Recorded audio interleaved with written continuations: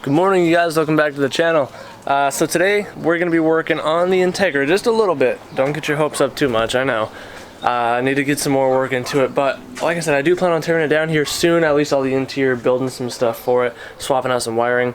I'm waiting on this bumper patch to sell out completely, because if it sells out completely, that'll give me a decent amount of money to sit on, so I don't have to rush every single day. Then I can just kind of focus on a bar here and there, or something like that. But this batch order is a big batch order, so if you want to get in on it, message me on Instagram at Sadowski Fabrication and place your order. I have, as of this moment, I think I have 6 front bars left and 8 rears, so because I was doing a batch of 14 and 14, so get at me. So in today's video, at least one of the main things that we're going to be doing is just slapping a new harness in on the Integra. So I've had, let me just show you actually. So I've had a harness bar in this car for a couple of years now. I did have a 4-point roll bar, but I was just borrowing it from Hassport, and after I left Hassport, obviously I had to give it back. So I just use this harness bar for now, and before any of you safety nerds get on me, yeah, I know about harness bars, but I don't care. And for those of you wondering where I got this harness bar, it is actually, in fact, custom. So I'm gonna try and get in here for you. So, yep, totally custom. Found it in a part out in Tucson a couple years ago. So, as you guys can see though, I use this good harness on this side. So this is a G-Force. This is the same exact one I just bought actually. I've had this one in here for about, I'd say about a year and a half. So very solid, very nice. I like the wide straps. It's the good kind that wraps around the back like that, so it's very strong. And then I have custom mounting points that I made on my custom seat bracket here. So I got one over there and I got one on the other side. And then I got the crotch belt here, so you know, that way you don't get submarined if I ever get rear-ended or anything like that. So, but on the other side, that's just an eBay harness. So I've had that harness in the car for a couple years now. That one used to be over here. Before I knew any better. It's a cam lock style. I think it's bent because it doesn't like to freaking close anymore. It's ugly, it's stupid, it's sketchy. I don't trust it. So what we're going to be doing is slapping in this new G-Force one. And you can get these things all over eBay, Amazon and stuff, or online retailers. I just usually go with eBay because that's where you get the better pricing. So I think I paid, after shipping, it was like $110, $115 for this one. They vary in price and stuff, but this is, I forget the style that you would consider this. So it is a little bit tricky to hook up at times, a little bit slower, but it's effective. And it, like, when you pull this, when you're all buckled in, the whole thing kind of like springs apart. So it's really not that bad. Overall install is pretty simple. I may have to end up making some sort of custom bracketry. I do have a custom seat bracket in the shed because I plan on buying another bucket seat, putting that seat on the other side and putting in the new seat obviously on my driver's side. So then I can just weld some tabs on that seat. But that's a stock seat. I don't want to mess with that one. So I'm going to have to come up with some sort of way to bolt the thing down, maybe just bolt it with the seat. But yeah, you know, we're going to make it work and get this harness hooked up. I do plan on adding the 5th point for it, not at the moment, only because the seat doesn't have the cutout for it like my driver's seat does. Because if you already, or if you don't know, most bucket seats will come with a 5th point cutout right there, so mine does. So like I said, I'm sorry it's not anything crazy or anything cooler, but at least we're getting a little bit of attention to the DA. So if you guys actually do help me sell out these bars, then I can, the more support that you guys show, the more you like the videos, comment the videos, share the videos if you can to anybody, the more merch you buy. I mean, I've literally sold like 3 shirts and I've had them up for like 3 months, so that's really depressing. Makes me feel like ass, but yeah, the more you guys buy my bars, buy my products, buy my merch, watch the videos, push the videos and stuff, the more I can afford to do stuff that you guys want to be able to see, because I mean, this stuff ain't cheap, especially when it's your full-time gig. Plus, yeah, I don't even need to explain it to you guys. Most of you know, it's a struggle, especially coming out with content. But yeah, I really need to tear into this thing. I just unmotivated.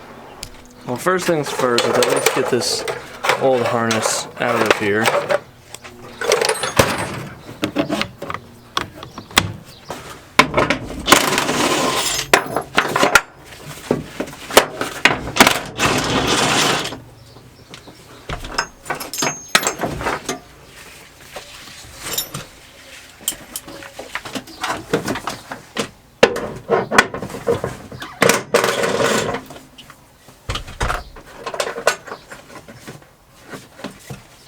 if you're curious on the brand, it's like Tanaka, the fake knockoff Takatas. So, whatever. So this style seatbelt's a little bit different than the cam lock. If you guys have never used this type, it can be a little tricky to figure out at first. I mean, even this one looks very slightly different than the one that I have in the car, just because this one's a little bit newer. But it's the same exact style, it's just this one looks a little bit different. So you're gonna have your, I'm left-handed, so this will be on my left side to pull. So you basically just open it, and then you have your shoulder belt, and you have your other lap belt. So this piece is going to go like that, and then you're going to have the one piece that slides over it. And then in this case, normally you would have your crotch belt, but again, I don't have the spot for it in the seat, but the crotch belt would go like that. You would do this one like that, and then you would bring this thing over, and it latches down like that. So it's pretty simple to use, just a little weird to get used to. And just to reiterate, yes, it will be utilizing the 5th point after I get another bucket seat, because again, stock seat doesn't have the spot for it. So I'm going to be starting off with the shoulder belts. These things are a little weird to actually use. It's basically just this big old hoop, and you just rip or slip in the belt through it a few different times. So it's a little tricky to get it as taut as you need to, like around the post, but it's not the hardest thing in the world. It's just a little bit of a, for me, a little mind trick trying to get it around. So this piece we won't be using. This is if I wanted to, say, bolt it down, if my cage had a, I don't know, like, or if when I make my cage I do a bolt point or something. So this case we're only using the buckle piece. So I'll try and show you guys the best I can. So basically all I did was, you have your main harness here. So you're gonna, in this case, you wrap it around the backside, and then you're gonna loop it up through this top buckle here, and then you're gonna obviously have to adjust it for the length, so you're gonna have to kind of sit in the seat a little bit and play with it. And then once you have your desired length, you're going to then feed this one into the front side of the buckle, and then you're going to flip it back around, and then you're gonna feed it through the top side again. And then when you're done, it'll look something like that. So for my lap belt portions, I'm gonna just put them back where I had them before for now. Like I said, I'll make new mounts when I get another seat. So I have a bolt hole here, the factory seat belt hole.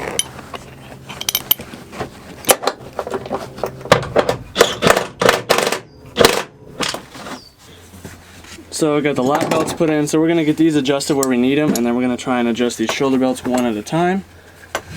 So thankfully the lap belts are super easy. All you do is just pull, and it just goes. So the lap belt will get snugged up as you need it. Alright, so the best way to do this by yourself, at least since I have nobody around, is you got your harness, you got your shoulder strap right here. So I'm reaching back, and I'm grabbing that belt buckle thing, and I'm doing that, just pulling it forward to give me some slack, and then I can just pull on the harness like that, and it's making its way up. So just keep on kind of tugging at that. Well, I mean, that's pretty darn close to where I need it right here. So got that there, got the other lap, piece here. So yeah, I'd say that's pretty darn good. So I'm gonna tighten the strap up here, get this other one done, and that's it.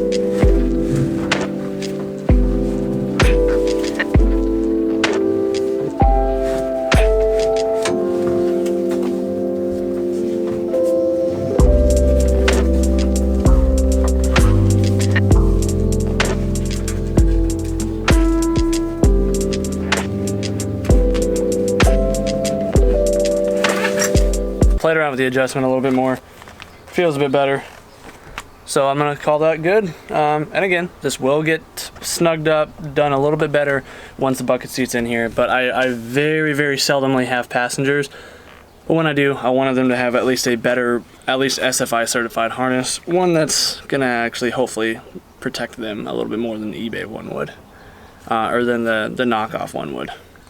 You know, sometimes I do miss my car being left-hand drive.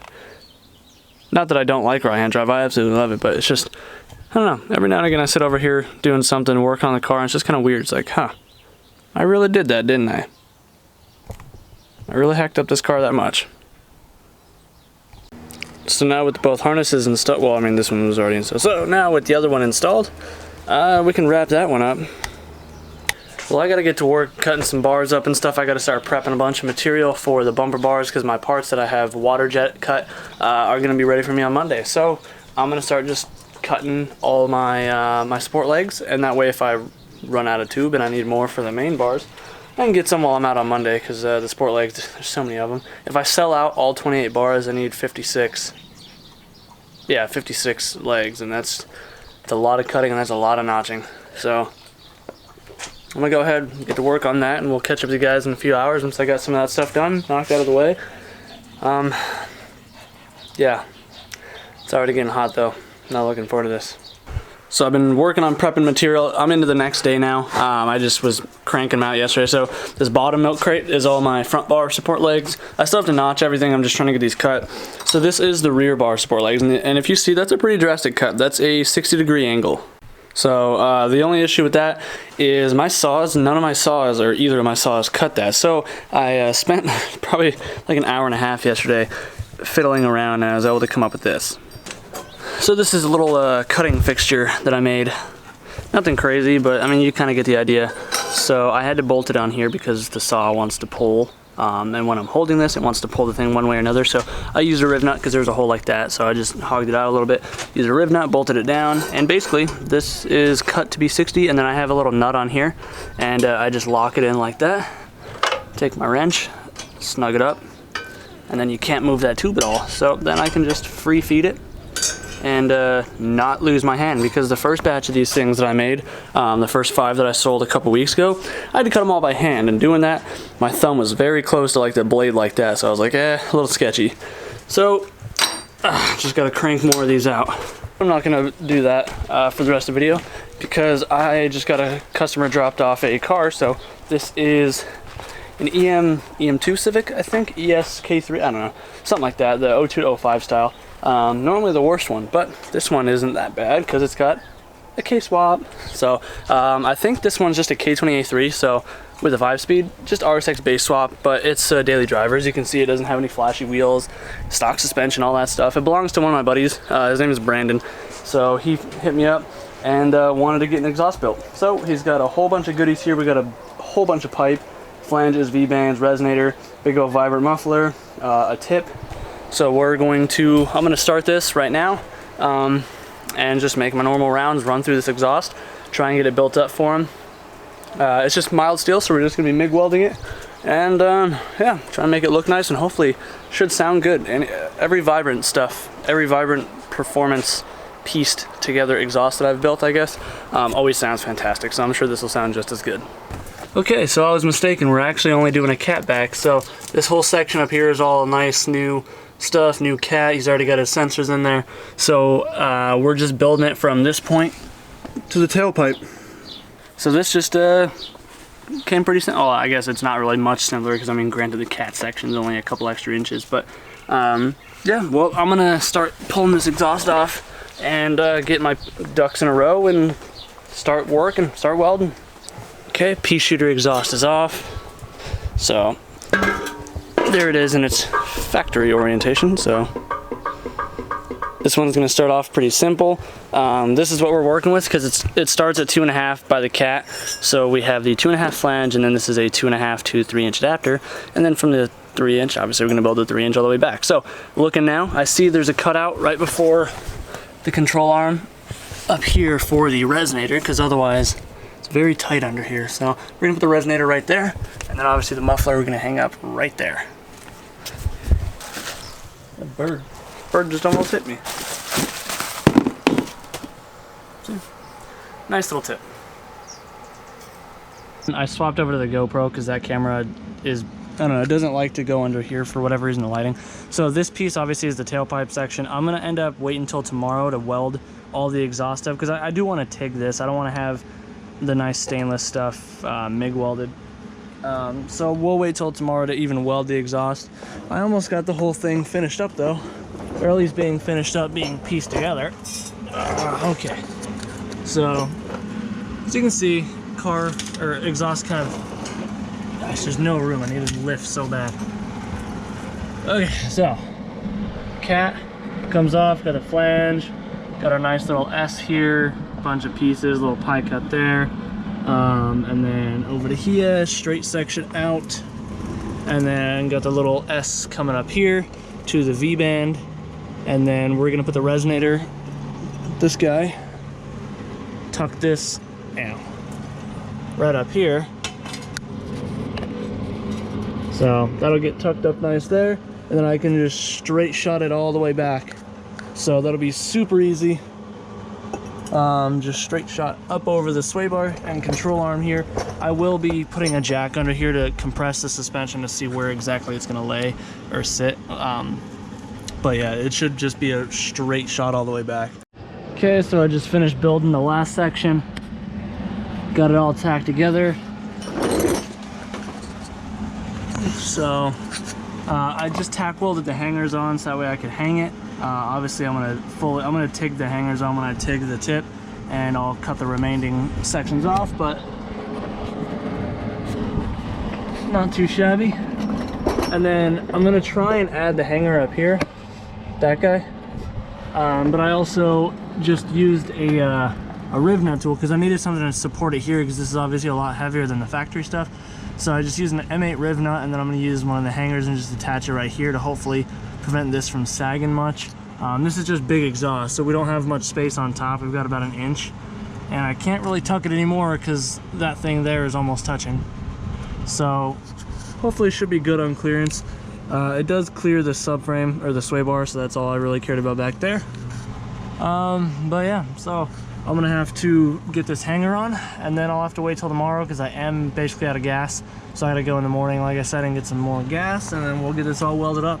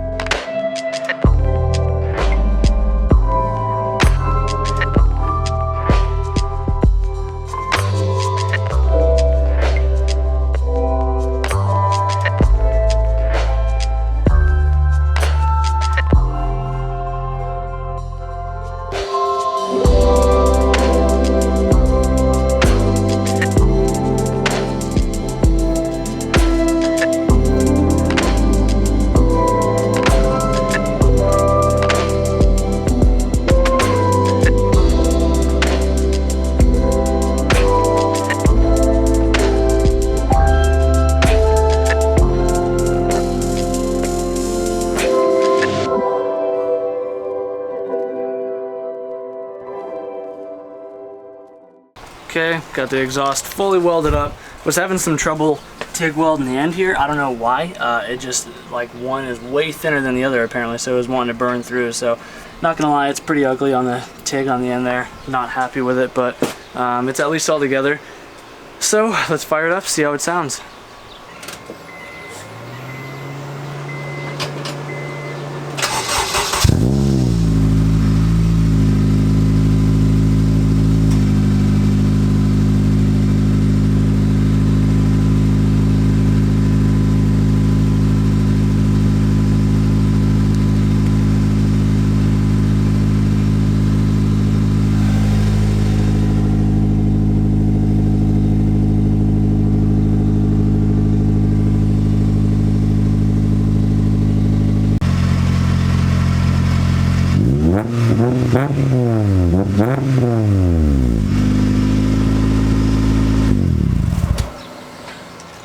Well, there we have it. Exhaust is done. The only exhaust leak is at his gasket at the 3-point thing. It was blown out. He didn't supply me with another one. I mean, there is one with this gasket, like this style, but this is for the 3-inch. His is a 2.5, so he'll have to get another one, but that's no big deal. So I'm gonna end this video up here. Hopefully you guys enjoyed it. We got a new part, at least for the Integra. We got some work done, made some money. And yeah, I don't even know if I filmed it, but the muffler fell off my jack like while I was trying to tack it up, hit me square in the forehead. So that felt really good. That was yesterday afternoon. So thankfully it's not so swollen now. But if you guys enjoyed the video, please be sure to let me know in the comments down below. If you're new to the channel, hopefully you have considered subscribing. And if you want to help support the channel, then I do have merch in my big cartel. I know the images show as white, but a lot of them have different colors, darker colors, grays, blacks, navy blues and stuff. So please guys, help support the channel. Go pick up some merch. Anyways guys, do what you love, think about the rest, and we'll see you in the next one. Peace out.